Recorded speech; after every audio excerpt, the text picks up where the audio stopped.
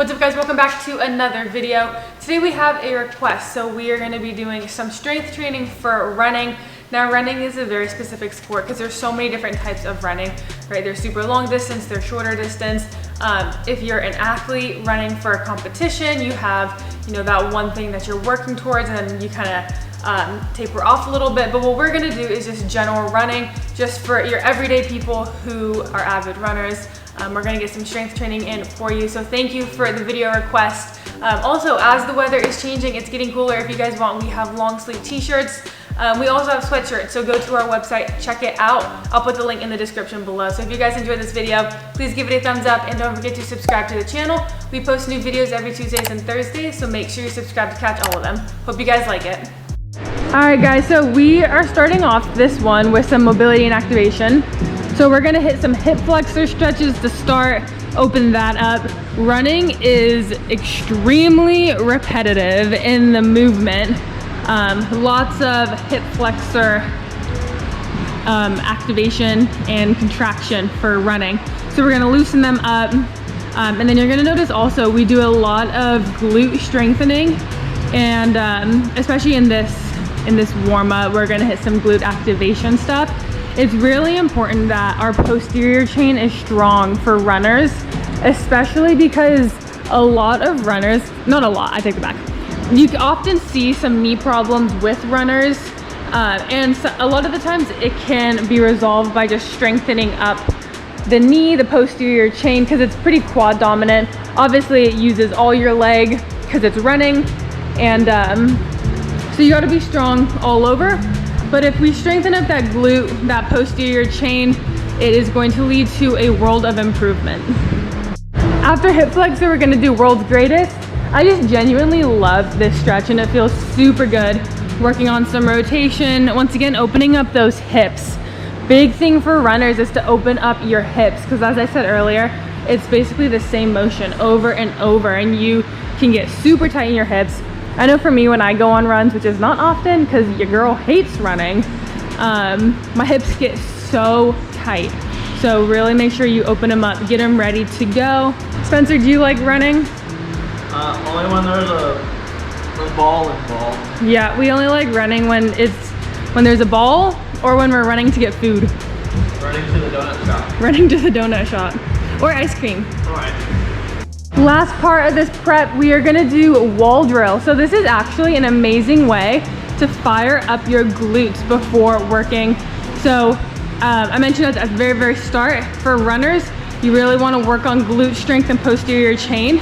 So if we wanna work on those, we're gonna activate them a little bit before, get them fired up. So we're just doing single switches, nothing crazy. Drive one leg down, pop the other knee up, toe to the top of the shoe. Really squeeze your core when you do it, and really squeeze. You want to set up again, you don't have to go. Really squeeze the glute. So one foot is up, he's really squeezing his left glute. Can you switch one time? He squeezes his ass to bring that foot down and to punch it up. So activate to potentiate. First exercise, we're doing an offset rear foot elevated split squat ISO. Drop in, hold it for 8 seconds. 2 reps per side. So we're doing an ISO, number 1, because I love them. Number 2, like I said, running is the same motion over and over. We don't really want to break down our muscle even further, especially typically the avid runners that I know, or the runners I know, they do it a lot. So that's a lot of leg work. You're already getting eccentric. The eccentric portion is what will build up the strength, but also can cause a little bit of damage, which is a good thing. You need that in order to build strength. But since we're getting a lot of stuff with running, we're holding ISOs offset to work on that core strength. Running, we need a lot of core strength, especially sprinting. So this is a great exercise.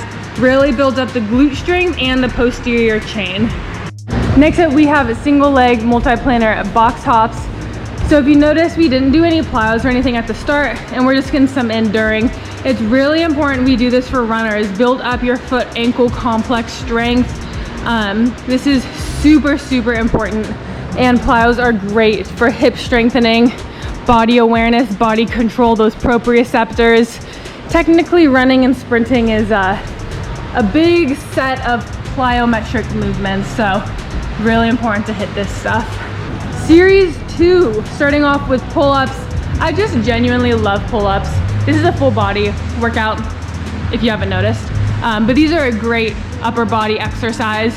It is super important to work the back, work the stabilizers. Running is a full body movement.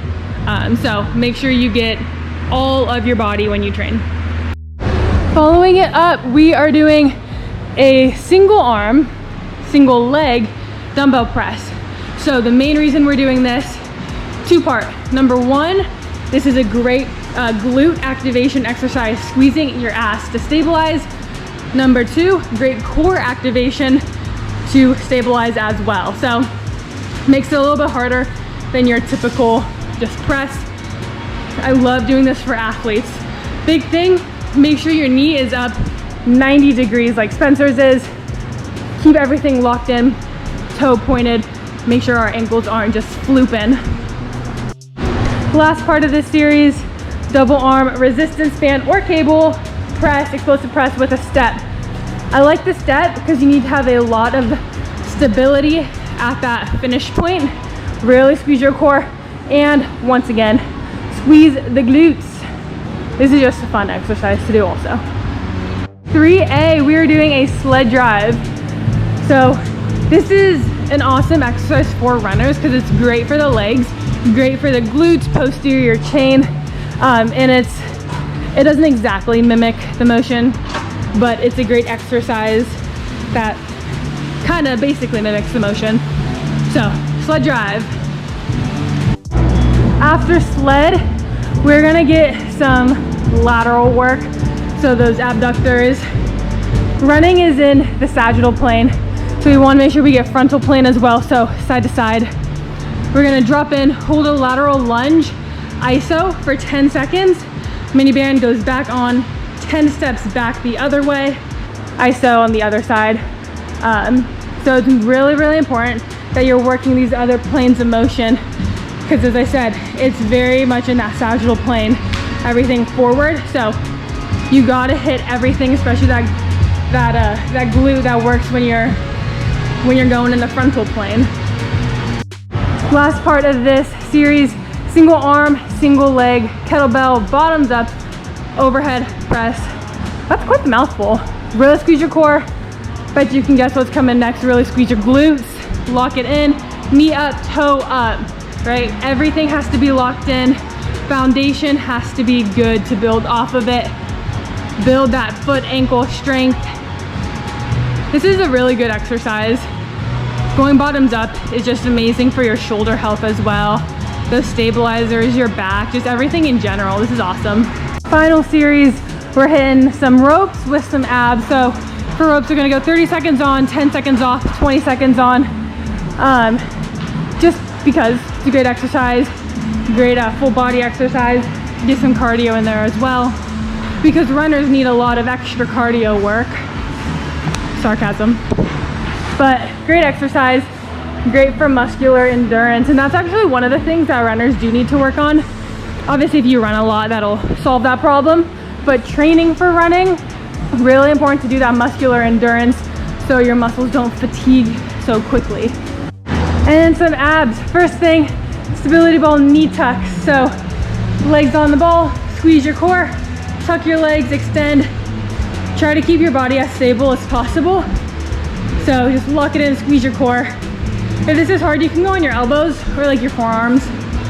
Just like you can do it on a bench, or else the height's kind of weird, but 12 of those.